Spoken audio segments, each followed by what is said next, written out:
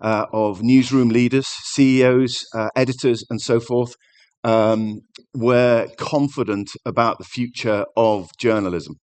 Now, you may think that 60% is a pretty low number, but when they surveyed again this year, 2025, and it's not a small survey, 326 of those newsroom leaders in 51 different countries, it had flipped.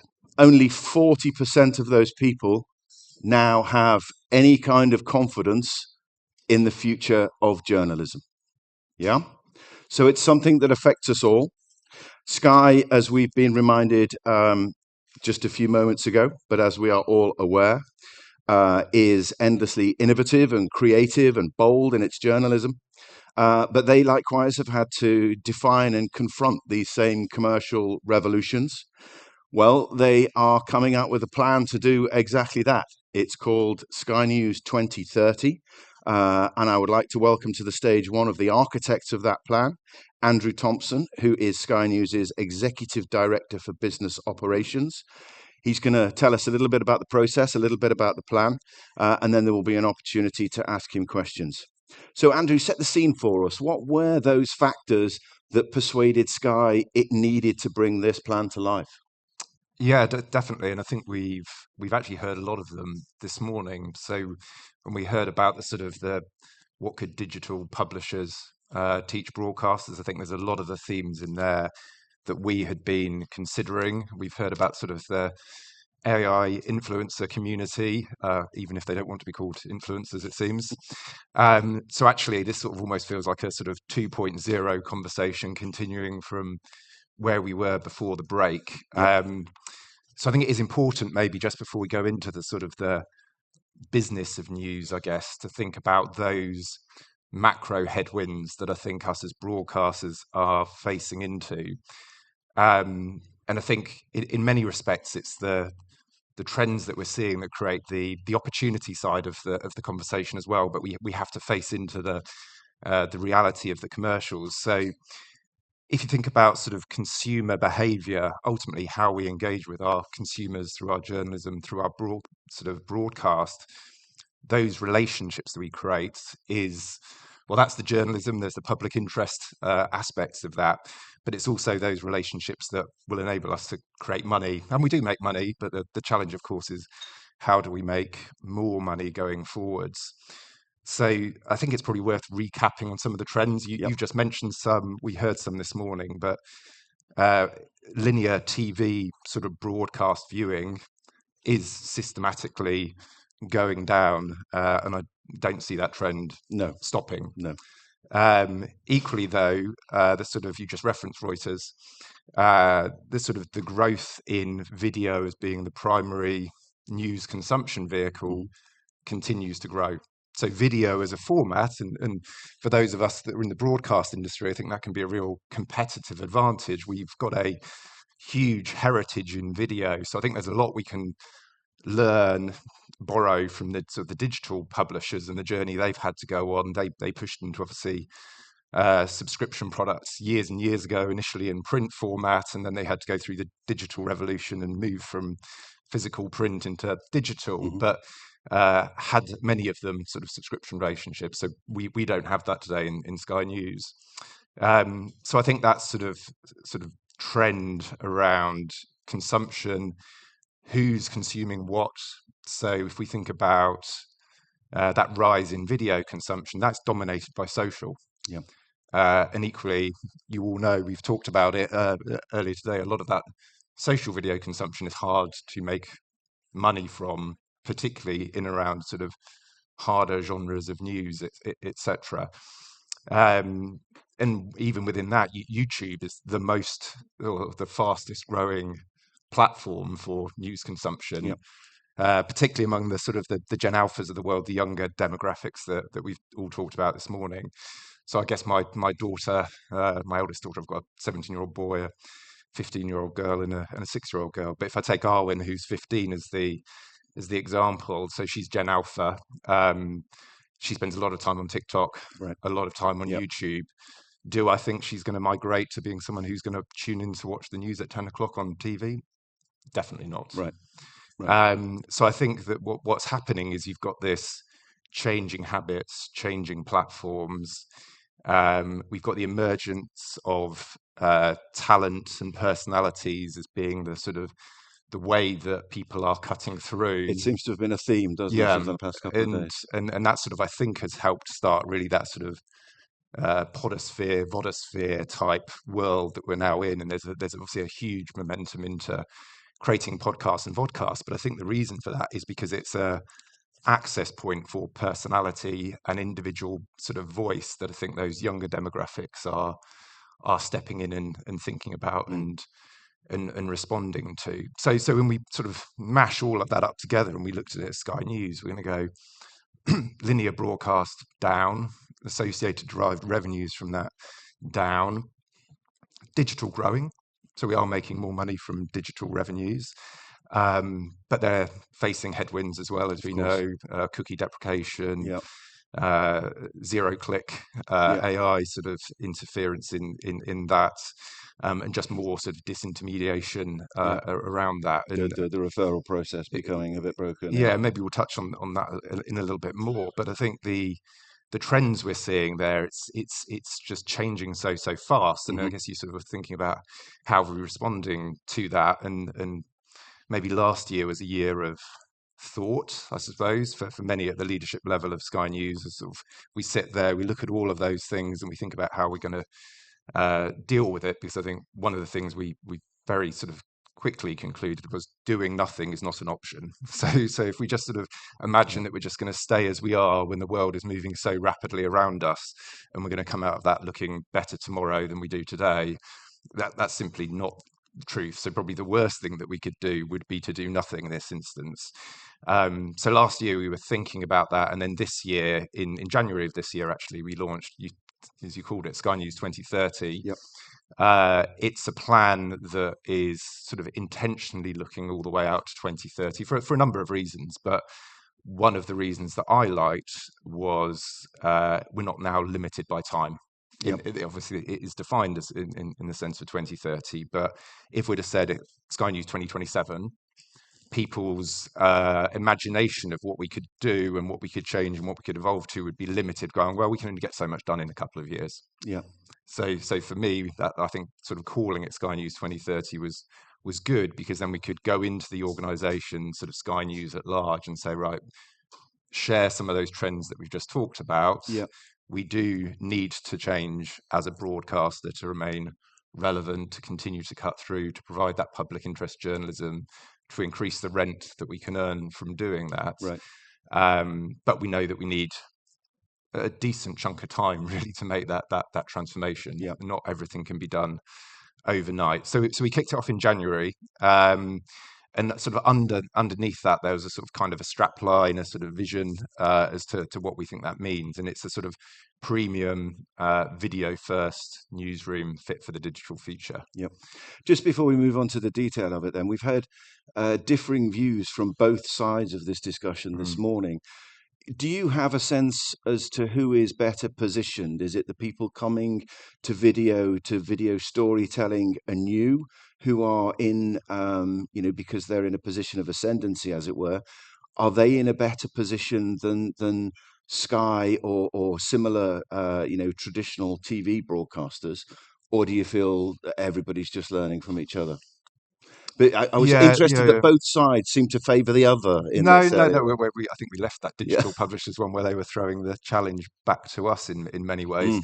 Mm. Um, I think there's advantages for both, and it probably depends on sort of the path you're trying to plot Right. and what those core competencies that we think we're going to need in order to get where we're going to. I do think that we've got a really strong hand to play, in the sense that if you go back to that growth in video, um, we have, many in this room certainly have had video at its heart Yeah. for years and years. Yeah. So Sky News was, I think it's 36 years old, and it's always had kind of video TV at its spine. And yes, we do have big archives of video, and we're set up to sort of do video storytelling incredibly well. So I think that's something that maybe the legacy sort of print now into digital sort of legacy print publishers are identifying for themselves. And that's why I do think these two worlds are now just hugely crashing in and colliding into each other, because you've got somebody like Sky News, and we'll come on to this in a minute, who doesn't have individual relationships with sort of consumers. We're out there historically pursuing reach and broadcasting, and but we don't have a one-on-one relationship with that audience. But we are brilliant at video storytelling. Whereas I think some of those sort of native or now digital publishers, they have already moved into that space of having individual one-on-one subscriber relationships, member relationships, donation relationships. And that I think is going to be super, super important, because for me, I think that Sky News has gone after that reach and that breadth and has done it brilliantly well for many, many years. But I think the future is going to be much more around creating breadth through clusters of communities. Gotcha. So we've got an evolution to make if we're going to do that. And in some aspects, I think that they've probably got a head start in that sort of that space of creating communities and one-on-one relationships that you then manage and you upsell and down sort of meet people down the funnel. Yep. But I just think we've got a brilliant opportunity with the strength of our video journalism and the storytelling and the sort of how that is just ultimately being consumed more and more, but particularly by those younger audiences. Cool. So maybe the future is networking between the two groups and learning from each other.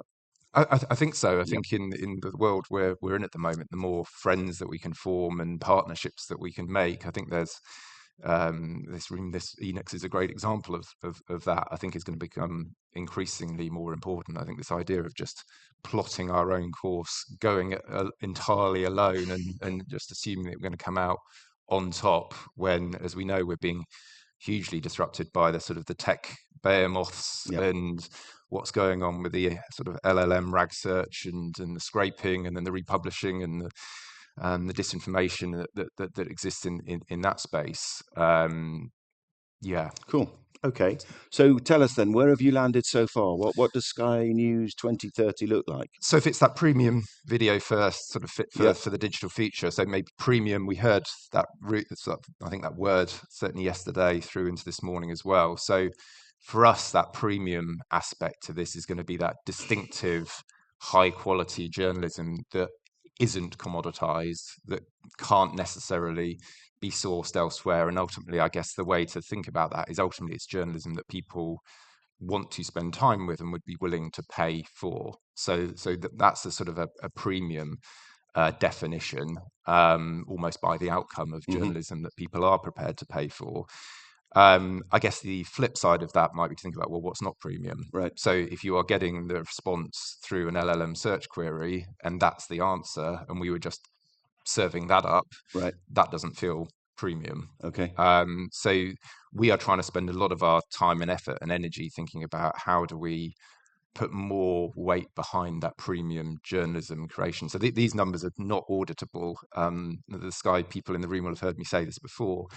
But today we are hugely proud of our sort of breaking and live credentials, and that brilliant sort of journalism and that reach and that breadth that we provide today, and the public interest journalism aspects of that isn't going to go away. But we do think today probably 70% of our energy, enterprise energy, so not revenues or people or whatever, just how much energy goes into what is Sky News, and maybe 30% of what we do today you could probably pop into that premium sort of definition. Okay. So as part of 2030, what we're going to do is flip that.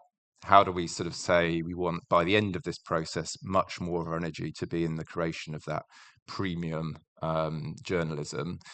But we don't want to degrade the sort of the breaking and live layer of this. How do we use technologies? We've heard yesterday around some of these sort of emerging technologies and vendors and things that can help create efficiency and opportunity. And I do agree. I think that efficiency and opportunity is what's going to then allow us to put more energy into premium journalism.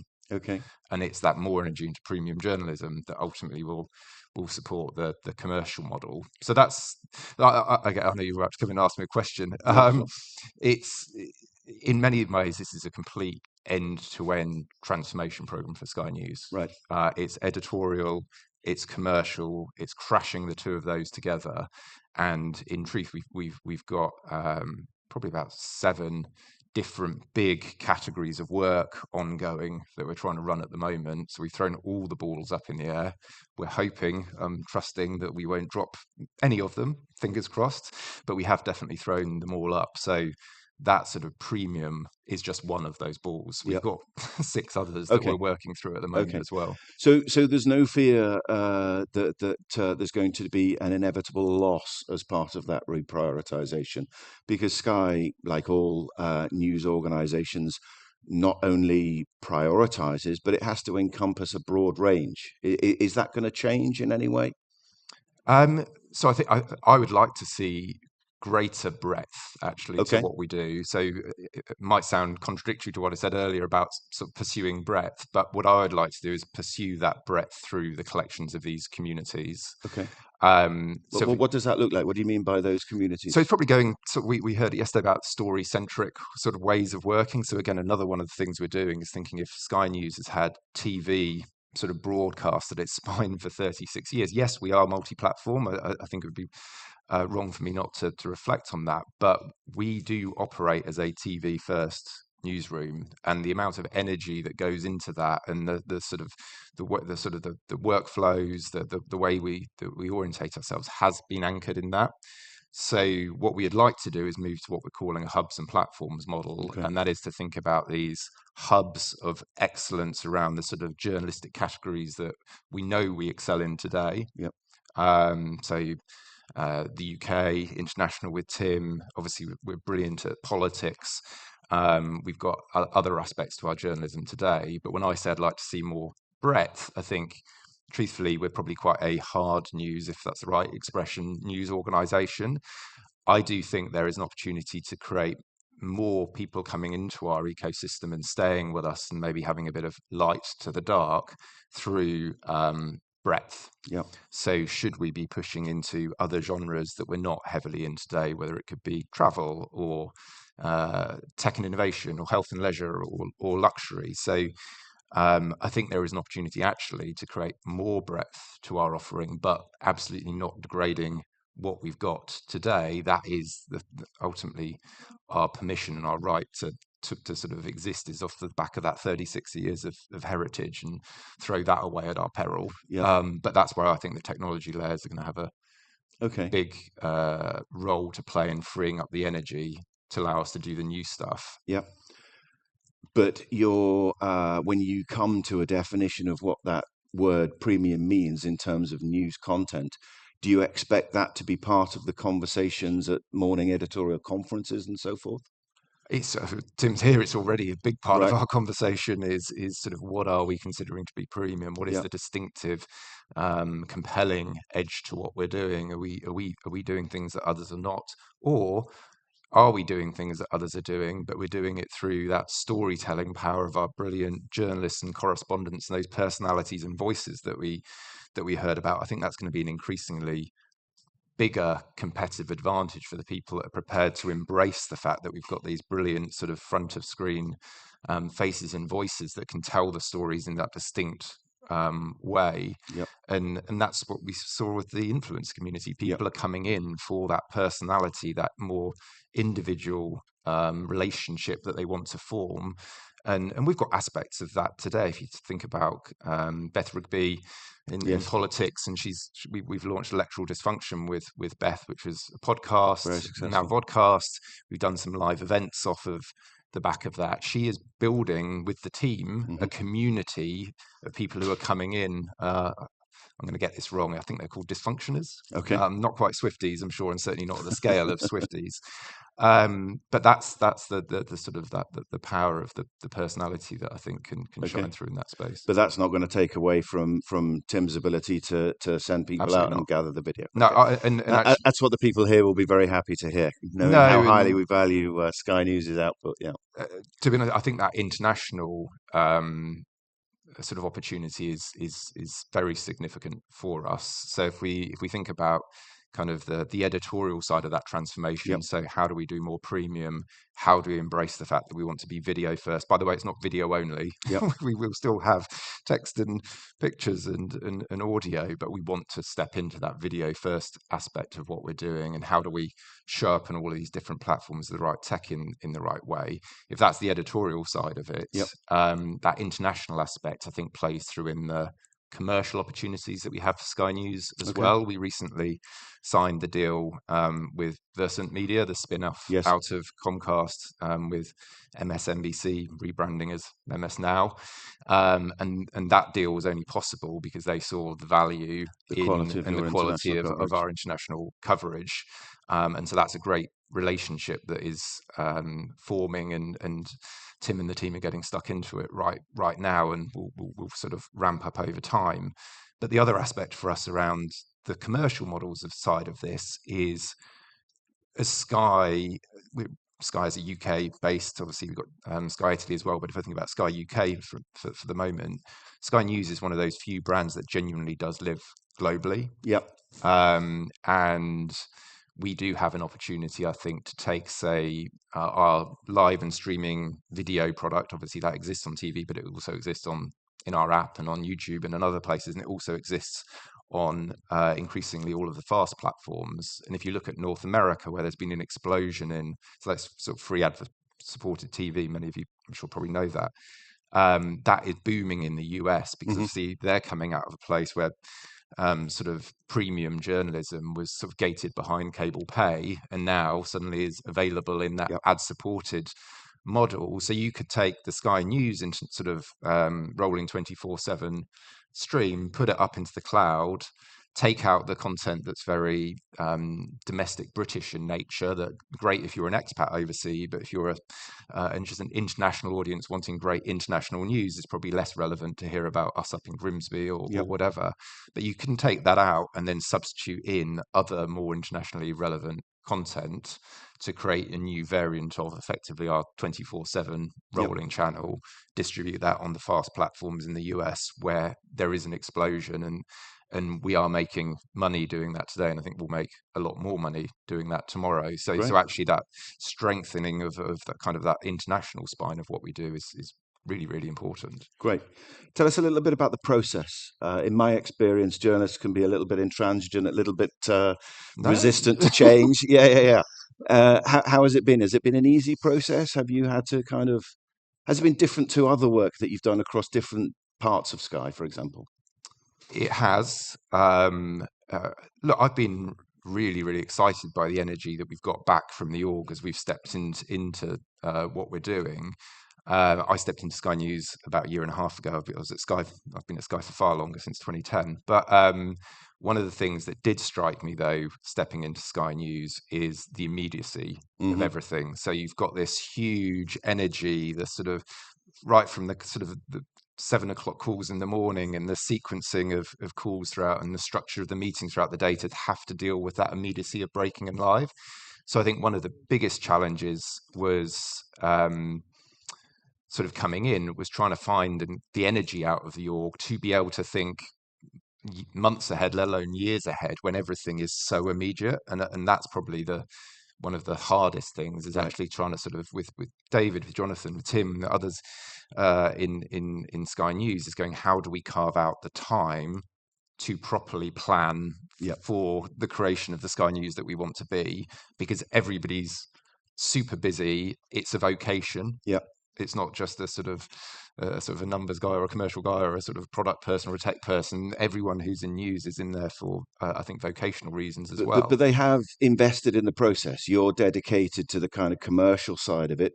There is somebody equally who now full-time is working on the editorial side. So Dan Williams used to run our political unit. We agreed that he was going to come out of doing that to be our director of Sky News 2030, to push and drive through the editorial aspects of everything they're doing. So we have had to move people specifically onto this project to do it. So it's taken very seriously then. It's really, really seriously. Yeah, we've got a huge amount of energy, organizational energy across the board. And the other thing I would say is that even on all the commercial work streams, we have had to and wanted to have sort of the editorial counterpart within them, because Right. none of this is going to work Yep. unless you've got the editorial and the commercial teams coming together to maybe debate, maybe disagree in places around what is the right vision and what are we trying to create. Yep. But if we think about that work stream around how do we make more money overseas, Tim's at the heart of that. We yes is the answer. Okay. There has been a real commitment from the whole org Yep. into stepping into this. Okay. And has what you've learned or decided, even at this stage in the process, has any of that already been implemented? Are you already training your people in a different way or refocusing their attentions? So I think at the moment I'm quite happy with them sort of moving out of the sort of the strategy side of it more into the delivery side, but we're kind of in that moment of transition a little Right. bit. So what I'd say is there's lots of proof of concepts across lots of different aspects of what we're doing. So Okay. we are doing proof of concept around with one of the technology vendors up on stage yesterday around how do we move to story sort of centric workflows and new technologies that are going to help and enable us to deliver on the editorial vision and the technological vision. We are doing consumer facing product test and learns. We are also about to do a test and learn into subscription pay. Okay.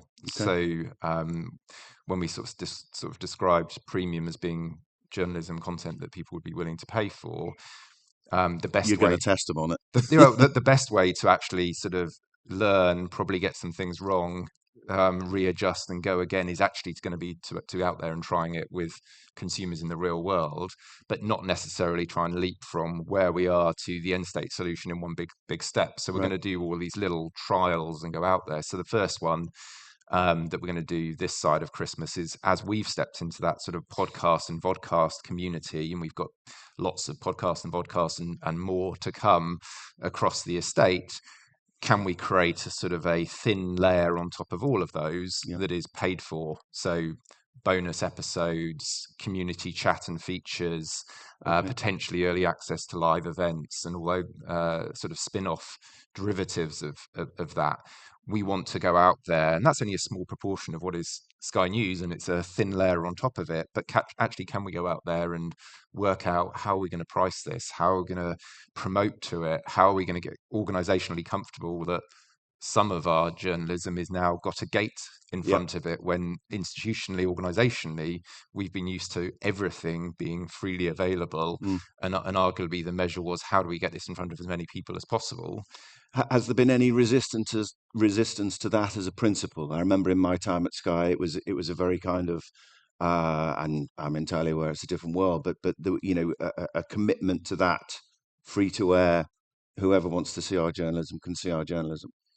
Um, I think because we've been so strong on that message of Mm. that sort of, there will always be this brilliant sort of live and breaking sort Right. of freely available Sky News, and ultimately what's made us famous and loved. Because I think we've been so strong on our commitment to that, I think that's allowed us to start to have the conversation. But I think I'd also be wrong to say that I dare say once we start moving into it and it Right. becomes more real and less theory on paper, Yep. that there will be those moments where, I don't know, if you're a correspondent and you want your piece of journalism to be seen by as many people as possible, and suddenly it's now gated. I'm sure there will be friction and tension in that, and I think that will be part of the art going forwards, is how you navigate what you place where between the free estate and the paid for estate. But you're right. I think if we do it openly and transparently, and we have the internal conversation about it, Mm. I'm sure we can broker the right outcomes in doing so. But we definitely want to step in to test and learn around paid for. Yes. And then in the new year, in 2026, we'll try a different test and learn. So potentially picking a genre of our choice and then saying, can we go really, really deep into that Yep. genre, and then provide a sort of personality-led, video-rich experience, probably an app experience in truth, and actually Okay. try and test appetite for this idea of a community that Yep. you can take really, really deep. and would they respond to that through sort of payment? I saw an advert for a newsletter editor. I guess that feeds into that, the idea that you would try to build those individual relationships you're talking about, and then, a network of those consumers. Yeah, so I think the sort of that those newsletters, I think they can probably exist in the free estate, they can exist in the sort of the pay world, or the sort of the hybrid in between. But I think this idea of being out there with personality and voice across all of the different platforms is really important. So I think we've just announced we're going to sort of have the mornings show with Sophie Ridge and Will Frost. In many respects, you could look at that and go, oh, it's the launch of a TV broadcast show, but we Right. don't want it to just be the launch of a TV show. Okay. It's going to be all the spin-off VOD derivative products. We're doing Cheat Sheet, which is going to be their podcast and vodcast that will come at 6 o'clock in the morning every morning in support of that. Yep. The actual, there will be a newsletter to come, although we haven't provided the details of that. So this Yep. idea that with that new sort of product with Sophie and Wilf, how do we make it live across all the different touch points, and actually how do we embrace maybe some of that sort of community sort of chat aspect to it? So how do people message in, WhatsApp in, or whatever into Wilf and Sophie, and how do they respond to that through and live in the show and things, which again I think was sort of referenced in some of the earlier conversations. So when you're saying what are we doing now, I think it's we're taking each sort of little step forwards. Yep. We know we've got a long way to go, hence 2030. I actually hope we've done a lot of it before we get to 2030, but we have given ourselves time. But that's the attitude we're going into Cool. all of those things. I'm just trying to race through before we give people an opportunity to ask some questions.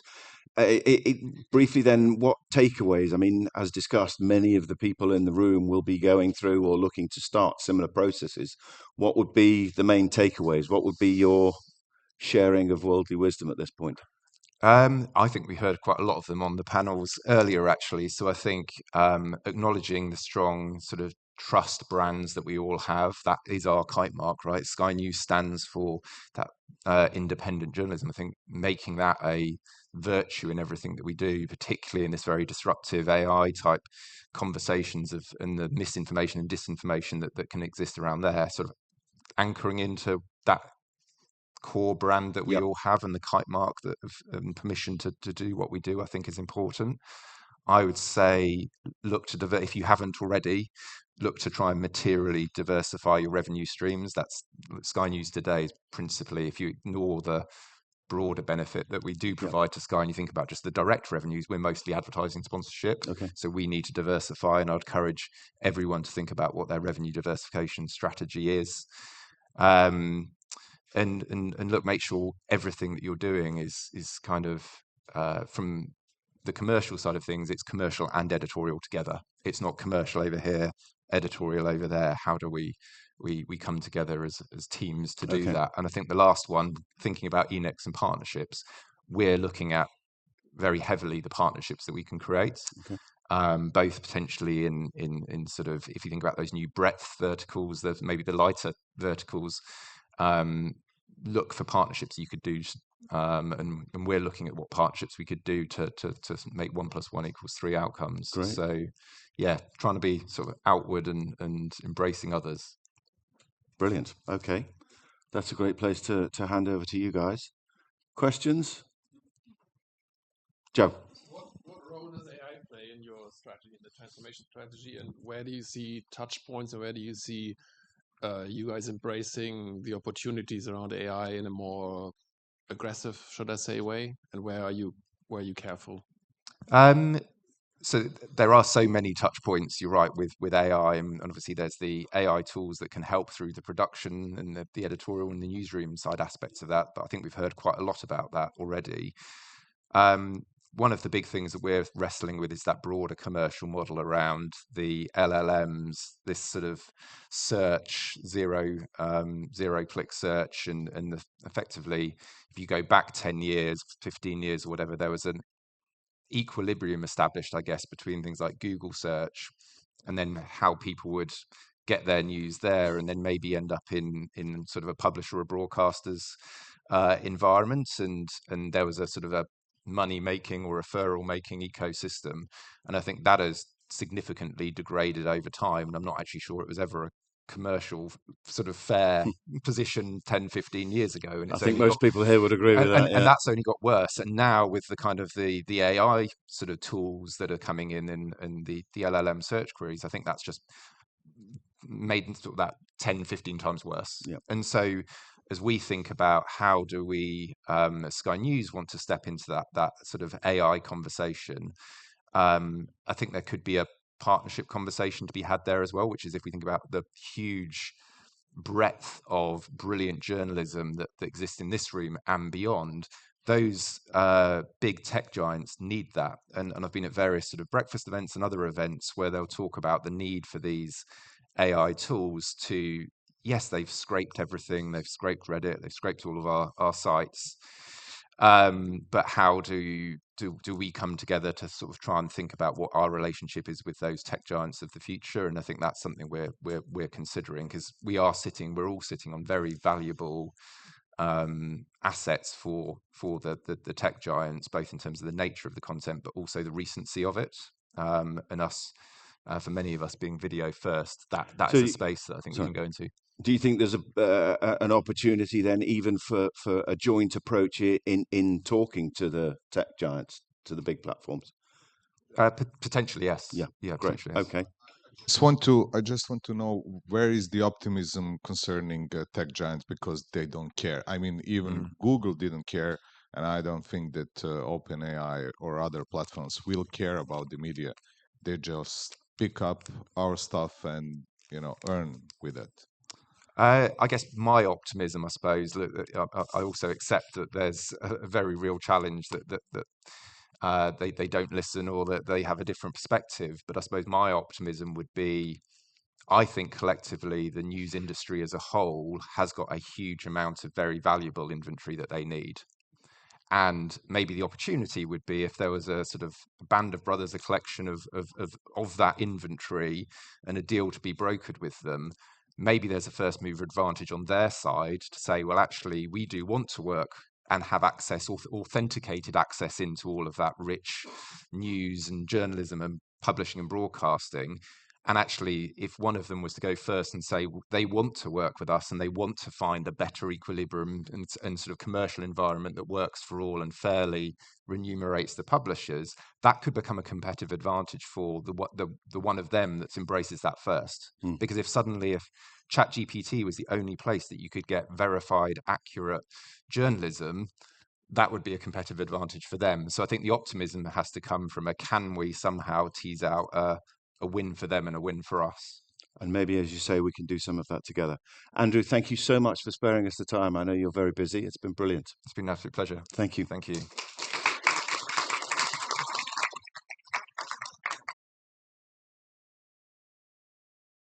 Yes, I beg your pardon.